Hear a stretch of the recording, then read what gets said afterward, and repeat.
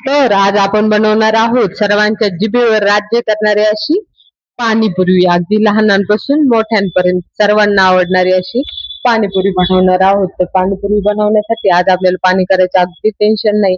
आपण ही जी उन्हाळ्यात जाम बनवला होता कैरीचा त्यापासून बनवणार आहोत. आणि दुसरं कारण असं अचानक पाणीपुरी बनवायचं बारक्यानं थोडं हाताला लागून घेतलं होतं. त्यामुळे देखील काय झालं त्याला खुश करण्यासाठी पाणीपुरी बनवायला घेतली. आज तर पाणी बनवायचं काही टेन्शन नव्हतं, म्हटलं त्याला बुंदी देखील घरी बनवून बघूया. तर अगदी चांगली जमली होती. अशा प्रकारे तुम्ही बुंदीच्या पिठाची ना कळशीत कशी ठेवायची म्हणजे बुंदी झाऱ्यातून एकदम चांगली खाली पडते आणि गोल गोल निघते. त्यासोबत बुंदीचं पीठ आराम करायला ठेवलं. तोपर्यंत मग इकडे रगड्याची तयारी करून घेतली. त्यासाठी बटाटे कट करून घेतले 3. त्यातला एक बटाटा खराब निघला. हल्ली बाजारात ना बरेचसे बटाटे वरून छान दिसतात आणि आतून काळे निघतात. म्हणजे काय घेताना कसं बघावं हे समजत नाही. त्यानंतर थोडेसे त्यामध्येच वाटाणे लावून घेतले आणि कुकर लावून घेतला. तोपर्यंत इथं बुंदीच्या पिठात आपण काय केलं थोडस तेल, सोडा आणि मीठ हे घालून घेतलं आणि बुंदी गाळून घेतली. तोपर्यंत बाजूला कुकर होत होतं. बाजारात ना ते अचानक ठरल्यामुळे मला पिवळे वाटाणे नाही भेटले. मी हिरवे वाटाणेच घेतले. पण छान झाला होता रगडा. अशा प्रकारे काय केलं बाजूला संपूर्ण बुंदी तळून घेतली.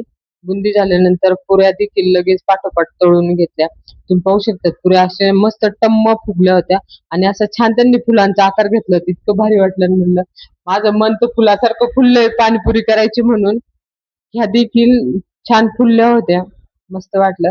त्यानंतर बटाट्याचा कुकर थंड झाला होता. मग बटाटे सोलून घेतले. रगड्यामध्ये तिखट, मीठ, धना जिरा पावडर मिक्स करून बटाटे खुश करून घेतले आणि त्यामध्ये जे आपण वाटाणा लावला होता तो मिक्सरला थोडासा ग्राइंड करून घेतला आणि त्यामध्ये हळद, तिखट आणि थोडस कोथिंबीर घालून सर्व एकजीव करून घेतला. अशा प्रकारे आपला रगडा देखील तयार झाला होता. आता सेटअप लावायचा होता. मस्त पाणीपुरीचा चटई आथरून घेतली आणि पुऱ्या आणि आपले जो जाम बनवला होता कैरीचा तो घेऊन आले. कैरी बाकीचे इतर साहित्य आहे ते सर्व गोळा करून घेतलं. आता आपल्याला पाणी तयार करायचंय. आता पाणी तयार करायचं खूप सोपं आहे. त्यासाठी काय करतलं एक बाउल घेतला. त्यामध्ये बर्फ घातलेला होता आणि 5-6 चमचे आता आपण ही जी जाम आहे ना हा जाम घालून घेणार आहोत. हा जाम खरंच तुम्ही एकदा नक्की करून अगदी भन्नाट लागतो. काय त्याची चव तुम्हाला सांगू माझ्या डोळ्याच्या ऍक्शन वरून कळण ज्यावेळेस पाणीपुरी तोंडात घातली ना म्हणजे मला भैया त्याच्या आपण ठेल्यावर पाणी खातो त्याच्यापेक्षा पण खूप छान लागली. म्हणजे पहिल्यांदा प्रयोग केला पण अगदी यशस्वी झाला. याचा मला खूप आनंद झाला होता. ह्या पाण्यात थंड पाणी टाकायचं बर्फासोबत देखील आणि वरनं थोडीशी कोथिंबीर घालायची. तुम्ही चवीनुसार अगदी थोडस काळं मीठ घालायचं आणि तिखट घालायचं नाही मात्र, कारण तिखट आपण रगड्यात देखील घातलेलं आहे. म्हणजे आम्हाला थोडस कमी तिखट लागतं. तुम्हाला जर तिखट हवं असेल तर तुम्ही घालू शकता पण म्हणजे आवश्यकता नाही. म्हणजे एकदम व्यवस्थित चव आहे त्या जामची. त्याच्यामुळे अजिबात तिखटाची गरज नाही. फक्त अगदी नॉर्मल आपण वरून पाणी घातलं ना त्यामुळे थोडस मीठ घालायचं आणि पुऱ्या भरून घ्यायच्या मस्तपैकी. त्यामध्ये थोडीशी वरण बुंदी घातली आणि बारीक शेव मात्र विकतची आणली होती. रगडा त्या पुरीमध्ये भरला, पाणी भरलं, वरण थोडस कांदा कोथिंबीर जो बारीक करून घेतला होता तो घातला आणि भरून बारीक शेव. आता हे पाणीपुरी आम्ही चौघ खाणार होतो पण यातला नेमकं मान कुणाला द्यायचा. पण सगळ्यांचं म्हणणं आलं नाही तू बरेचसे कष्ट घेतलेले तूच खा. माझ्या डोळ्याच्या ऍक्शन वरून पाहू शकता तुम्ही अगदी आपल्यातून अशी पाणीपुरी झाली होती. त्यानंतर मग सर्वांच्या प्लेट भरल्या मस्तपैकी आणि जाणून बुजून बारक्याला थोडस चिडवण्यासाठी त्याला सर्वात शेवटी भरून दिली. लई असं रागवला होता पण असो असा पाणीपुरीची इतकी मस्त पार्टी केली ना खरंच खूप छान होते. तुम्ही देखील आहे ना जर आजपर्यंत कैरीच्या जामची रेसिपी पाहिली नसली ना तर नक्की बघा आणि तुम्ही देखील अशी पाणीपुरी ना म्हणजे आपण अगदी घर बसल्या खाऊ शकतो.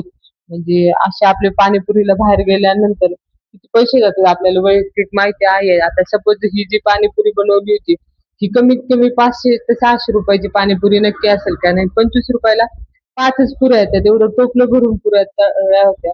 म्हणजे अक्षरशः ना आम्ही संध्याकाळी ना कुणीच जेवलो नाही. यांनी थोडस अगदी खिचडी भात खाल्ला होता, कारण की त्यांना जास्त नाही आवडत पाणीपुरी. आणि पोट पण त्यांचं नव्हतं भरलं, पण मस्तपैकी खूप छान लागतात हे पाणीपुरी. आणि मस्त आपण डिश वगैरे सजवून घ्यायची. म्हणजे कुणाकुणाला कसं आवडतं लगेच पाणीपुरी टाकायचं आणि तसं खायचं, तुम्ही तशी करू शकतात. किंवा असे छान प्लेट लावून सुद्धा घरात मस्त होऊ शकतं. किंवा आपल्या नाही का मैत्रिणी बोलवल्या ना त्यावेळेस देखील हा पाणीपुरीचा पर्याय अगदी खूप छान आहे.